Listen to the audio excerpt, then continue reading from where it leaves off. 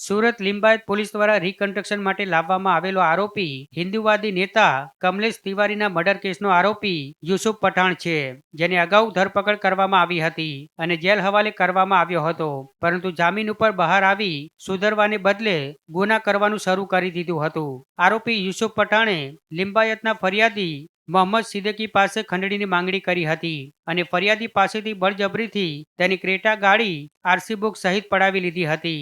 જે બાદ આરોપી યુસુફ વિરુદ્ધ લિંબાયતના ફરિયાદી મોહમ્મદ સિદ્દીકીએ ખંડણીની ફરિયાદ નોંધાવી હતી. ત્યારે આખરે પોલીસે પુરાવાઓ એકત્ર કરી આરોપી યુસુફની ધરપકડ કરી બનાવ સ્થળે લઈ જઈ રિકન્સ્ટ્રક્શન કરાવ્યું હતું. જ્યાં રિકન્સ્ટ્રક્શન દરમિયાન પોલીસે આરોપી પાસે બંને હાથ જોડાવી માફી પણ મંગાવી હતી. પ્રાપ્ત માહિતી અનુસાર વર્ષ 2019માં લખનૌમાં આરોપી યુસુફ પઠાણે હિન્દુવાદી નેતા કમલેશ તિવારીની હત્યા કરી હતી. ઉપરાંત આરોપી વિરુદ્ધ લુણાવાડા પોલીસ સ્ટેશનમાં પણ 550 કરોડનો ફ્રોડનો ગુનો દાખલ થયેલો છે.